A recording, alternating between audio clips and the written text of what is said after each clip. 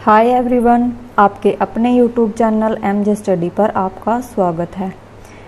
आज का हमारा टॉपिक है मेजर्स ऑफ सेंट्रल टेंडेंसी। जैसे पिछली वीडियो में हमने मीन के बारे में पढ़ा था, आज हम मीडियन के बारे में पढ़ेंगे। मीडियन यानी मध्यांक। मध्यांक भी जो होता है वो केंद्रीय प्रवृत्ति के मापन का एक साधन होता है, यानी इसके द्वारा भी हम केंद्रीय प्रवृत्ति को माप सकते हैं। ये होता है जो डेटा के बिल्कुल मध्य के अवलोकन का मूल्य देता है, यानी हमारे पास जो भी डाटा होगा उसके बीच का जो भी मध्य बिंदु होता है ये उसका अवलोकन करके उस मूल्य को बताता है। ये हमारा मीडियन कहलाता है। यानी जब डेटा को या तो बढ़ती ओर या उतरती ओर व्यवस्थित किया जाए, मतलब अगर हमारे पास कोई भी डाटा है तो उसको हम या तो आरोही क्रम में लिखेंगे या अवरोही क्रम में, फिर उसके बाद जो भी मध्य बिंदु होगा वो हमारा मीडियन कहलाएगा। गिलफोर्ड ने इसकी परिभाषा दी है, किसी मापनी पर मध्यांक वह बिंदु है जिसके ऊपर आधे केस होते हैं तथा आधे केस नीचे होते हैं।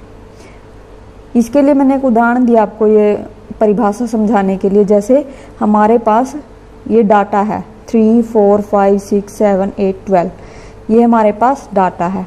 अब इसके अनुसार जैसे आधे केस ऊपर होते हैं तथा आधे केस नीचे, इसमें 1, 2, 3, 4, 5, 6, 7 यहाँ पर संख्याएं दी हुई हैं। तो इसमें आधी ऊपर यानी 3, 4, 5 ऊपर हो जाएंगे और 7, 8, 12 ये नीचे आ जाएंगे। तो यानी बीच का जो हमारा 6 है ये हमारा मध्यांक कहलाएगा। तो ये क्या है, मध्य का अंक जो है 6, ये हमारा मध्यांक हो गया, ये हमारा मीडियन कहलाएगा। उसके बाद आता है अव्यवस्थित अंकों का मध्यांक, यानी जब हमारा डाटा अव्यवस्थित तरीके से दिया हो तब हम उसका मीडियन कैसे निकालेंगे। इसके भी दो तरीके हैं कि अगर हमारा जो अंकों की संख्या है वो अगर इवन नंबर में या सम में है, एक तो इस तरीके से हो जाएगा। दूसरा, अगर हमारी जो अंकों की संख्या है वो विषम हो यानी ओड में हो, तब उसको हम कैसे निकालेंगे। सबसे पहले हम सीखते हैं कि जब हमारे कुल अंकों की संख्या सम होती है तो हम उस क्वेश्चन को कैसे सोल्व करेंगे। जैसे हमने उदाहरण लिया है 4, 5, 6, 6, 9, 7, 13, 22, 15, 10, ये हमारी जो संख्याएं हैं ये 10 है, यानी हमारे कुल अंकों की संख्या 10 है। n यहाँ पर 10 हो जाएगा। अब इसके लिए क्या फॉर्मूला होगा, md। यहाँ पर m बड़ा है, d छोटा, यानी हम मीडियन को md से डिनोट करते हैं।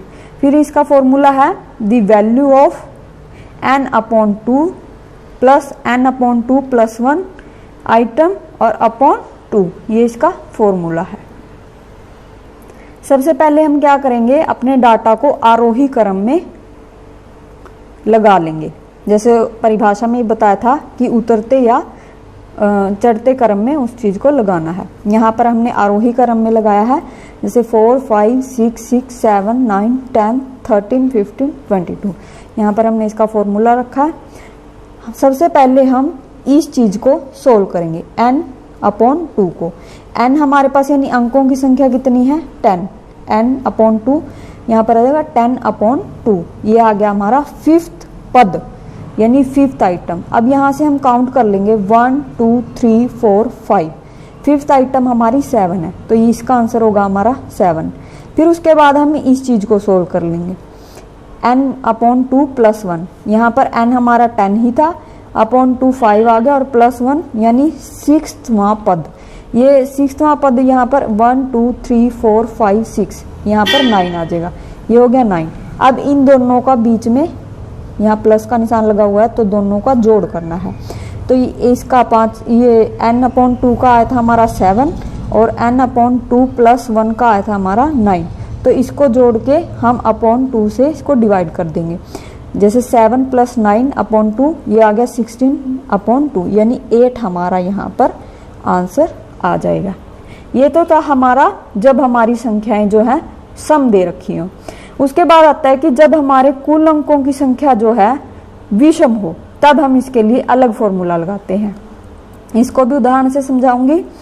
जैसे मैंने एक उदाहरण लिया है 4, 9, 8, 7, 5, 7, 10, 11, 13, ये हमारी जो कुल संख्याएं हैं ये हमारी 9 है, यानी n हमारा 9 हो जाएगा। इसके लिए जो फॉर्मूला है md is equal to n+1/2, यानी ये हमारा फॉर्मूला है। इसके अंदर क्या था, जब हमारी संख्याएं सम होती थी तो n/2 + 1 और डिवाइडेड बाय 2, इसको ऐसे किया जाता था। लेकिन इसका क्या है, सिंपल n+1/2, ये इसका फॉर्मूला है। सबसे पहले इसी की तरह हम क्या करेंगे, इसको आरोही क्रम में लगा लेते हैं। हमने इसको आरोही क्रम में लगा लिया है और इस फॉर्मूले के अंदर ये चीजें, ये फॉर्मूला हमारा इसके अंदर ये पुट कर दिया। n हमारी यानी संख्याएं टोटल कितनी थी 9 और +1/2 यानी 10/2, ये हमारा आ गया 5th पद, यानी पांचवी जो पद है 1, 2, 3, 4, 5, यानी 8th हमारा आंसर हो जाएगा। उसके बाद आता है व्यवस्थित अंकों का मध्यांक कैसे निकालेंगे। उसके लिए ये फॉर्मूला है md is equal to l plus n/2 minus cf/f into ci। ये हमारा फॉर्मूला है व्यवस्थित आंकड़ों का मीडियन निकालने का। यहाँ पर जो md है ये हमारा मीडियन है, l हमारा lower limit of median class, यानी हमारे पास क्लास इंटरवल दिया होगा, उसके अंदर जो वैल्यू आएगी हमारी उसमें से लोअर केस जो होता है वो लोअर लिमिट होती है, वो l होती है हमारी। ये हमारा cf यानी मध्यांक वर्ग से पहले या नीचे के वर्गों की आवृत्तियों का जोड़। ये जब मैं समझाऊंगी आपको ये चीज समझ में आ जाएगी। उसके बाद है f यानी फ्रीक्वेंसी, ये फ्रीक्वेंसी हमारी मध्यांक वर्ग की आवृत्ति, और ci होता है मध्यांक वर्ग का वर्गांतर, यानी इन दोनों का डिफरेंस कितना है, ये वाला 10-10 का है ना, तो ci मध्यांक वर्ग का वर्गांतर। इसको एक उदाहरण देख लेते हैं हम। ये हमारी क्लास इंटरवल दी हुई है, ये हमारी फ्रीक्वेंसी दी हुई है। अब हम इसको सोल्व करते हैं। सोल्व करने के लिए हमें सबसे पहले इसका CF निकालना होगा। CF कैसे निकालते हैं, हमारी जो फ्रीक्वेंसी होती है उसको ऐड करते जाते हैं। जो इसकी पहली संख्या होती है वो एज इट इज लिखी जाती है। 2 है तो 2, अब 2 के अंदर हम 4 ऐड कर देंगे, 2 4 6, 6 के अंदर 8 ऐड कर देंगे, 6 8 14, 14 में 12 ऐड कर देंगे, 14 + 12 26, 26 में 6 32, 32 + 9 41, 41 + 3 44, 44 + 2 46, यानी ये हमारा CF निकल के आता है। ये हमारा फॉर्मूला है। जब MCQs क्वेश्चन पूछे जाते हैं तो उसके अंदर आपको ऑप्शन में फॉर्मूले दे देता है कि मीडियन का फॉर्मूला क्या होगा, तो इस तरह से फॉर्मूला आपके सामने दिया होगा। कई बार क्या करता है कि फॉर्मूले में थोड़ा सा चेंज कर देता है, चेंज नहीं होता है, होता ये आगे पीछे इसकी वो रख देता है टर्म्स को। जैसे इसमें ये फॉर्मूला है तो इसमें क्या करेगा, अगर इस तरह से ना दिया हो तो इस तरह से भी वो दे सकता है, इस तरह से भी इस फॉर्मूले को दे सकता है।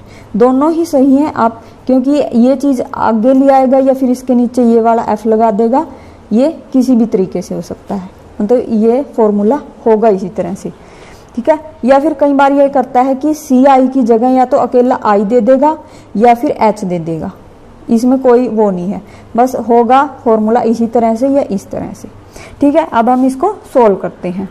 सबसे पहले हम n/2 निकालेंगे। n/2 यानी हमारी ये टोटल कितना था n 46, इसका टोटल किया तो 46 ही आएगा। ये n है हमारा, ये n कितना है हमारा 46, 46 को 2 से डिवाइड करेंगे तो कितना आएगा हमारा 23। अब ये 23 है जो, इसकी वैल्यू को हम CF में देखेंगे कि इससे थोड़ी सी बड़ी संख्या कौन सी है। अब देखो 2 है, 6 है, 14 है, 26 है। अब ये 23 से ज़्यादा है, तो ये जो 26 है इसके सामने वाली जो संख्याएं हैं या क्लास इंटरवल है या फ्रीक्वेंसी है उसको हम अंडरलाइन कर लेंगे। अंडरलाइन करने के बाद अब फॉर्मूले में जो L है वो जो हमने अंडरलाइन किया था ये हमारा एल होगा, यानी लोअर लिमिट वैल्यू, यानी ये हो गया हमारी 30 प्लस n अपॉन 2, ये हमने निकाल लिया था, ये हमारा 23 आया था, 23 लिख दिया। CF जो हमने अंडरलाइन किया है उससे ऊपर वाली वैल्यू, यानी उससे कम जो वैल्यू होती है वो वाली यहाँ पर हम लिख देते हैं। यहाँ 26 है तो इससे पहले वाली वैल्यू जो इससे कम है वो 14 है, यहाँ पर CF हमारा 14 हो जाएगा। अपॉन F, यानी हमने जो अंडरलाइन किया था F के अंदर जो हमारी ये अंडरलाइन हुआ था 12, ये अपॉन में आ जाएगा, इंटू 10, ये हमारा क्लास इंटरवल का गैप कितना है, ये हमारा इंटू में आ जाएगा। अब हम इसको सोल्व कर लेते हैं। 13 प्लस इसको माइनस करेंगे तो 9 अपॉन 12 इंटू 10। अभी हम इसको 3 पे कट कर देते हैं, 3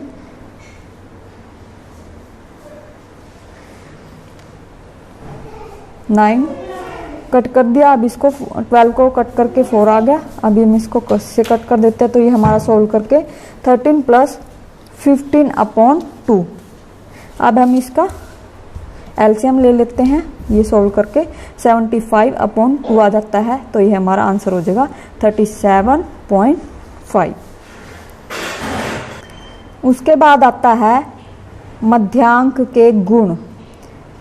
सबसे पहले है मध्यांक दूरतम मूल्यों द्वारा प्रभावित नहीं होता, यानी हमारी जो एक्सट्रीम वैल्यू होती हैं इसके ऊपर कोई इफेक्ट नहीं पड़ता।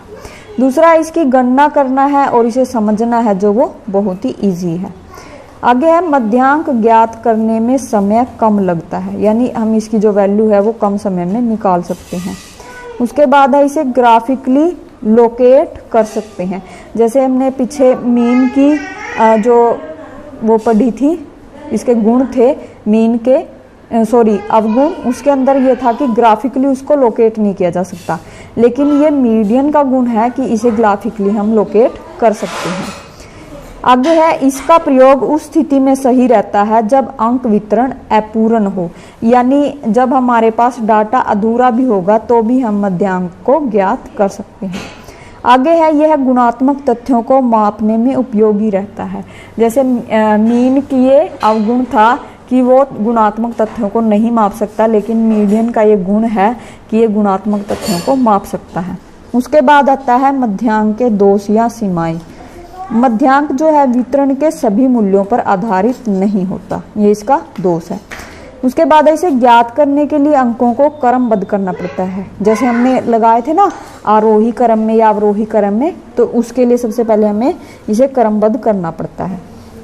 उसके बाद है इसकी गणना में एक वितरण के आरंभ के अंकों तथा अंत के अंकों का कोई प्रभाव नहीं पड़ता। मतलब जब हम इसकी गणना करते हैं तो हमारे पास सिर्फ बीच वाली ही वैल्यू मोस्ट इम्पोर्टेंट होती है, बाकी ऊपर और नीचे की अंकों की इस पर कोई इफेक्ट नहीं पड़ता। आगे है इसका प्रयोग मध्यमान की अपेक्षा कम किया जाता है, यानी ये जो मीडियन है इसका प्रयोग किसी भी उसमें कम करते हैं ये मीन की बजाय, यानी मीन का प्रयोग ज़्यादा होता है मीडियन की बजाय। आगे है यह डेटा मूल्यों में कुछ बदलावों के प्रति असंवेदनशील है, यानी अगर हम डेटा में कुछ बदलाव भी करते हैं, मान लो ऊपर की टर्म और नीचे की टर्म में, तो वो क्या होगा, बीच की वैल्यू जो है वो सेम ही रहेगी। मतलब हमारे पास ऊपर वाली में अगर हम एक ये हमारे पास मान लो ये डाटा है,